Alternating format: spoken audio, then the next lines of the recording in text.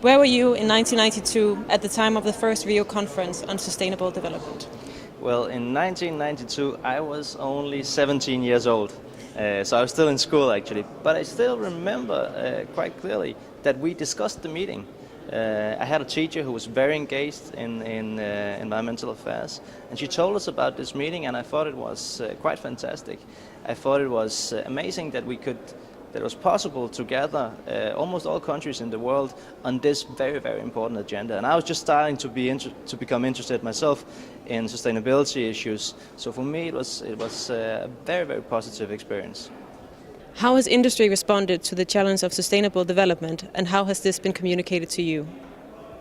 If you look at the way things have developed in the last 20 years, we are actually using the resources of this planet in a very unsustainable way today, and not much have changed.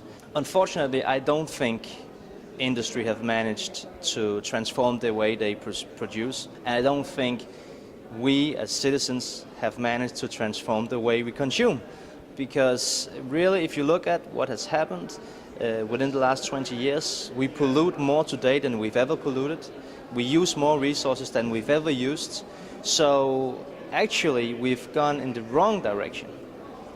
What advice would you give to industry and other stakeholders in the run-up to Rio+20?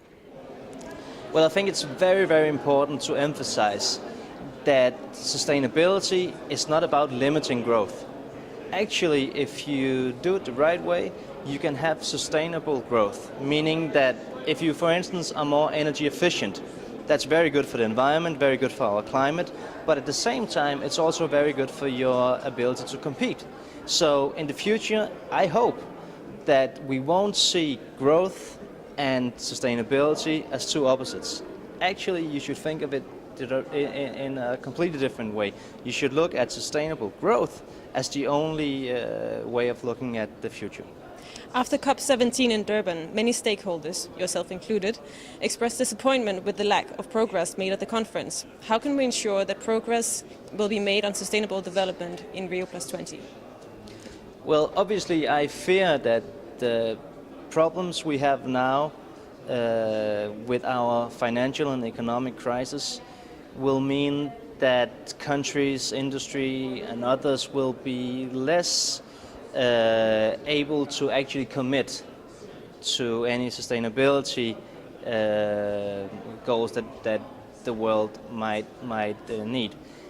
But what I hope, that's what I fear, what I hope is that we will see this as an opportunity, because in fact many things that you can do to save the environment and many things that you can do to create a more sustainable world are also things that might be able to get us out of the crisis, because it creates new jobs, it creates new ways of being more competitive in different sectors. The Danish EU presidency has made Rio+20 one of their top priorities.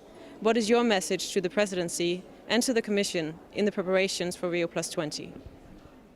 Well, I think the Danish example is a good example. We've managed to create growth in our country while at the same time reducing our CO2 emissions and becoming much more energy efficient. And even though we can still do a lot in Denmark, and we will still do a lot in Denmark in the years to come, I think that the fact that we've shown this very basic thing, that you can create growth and still do something for the environment, is a very good example of what I hope a lot of other countries in this world will do.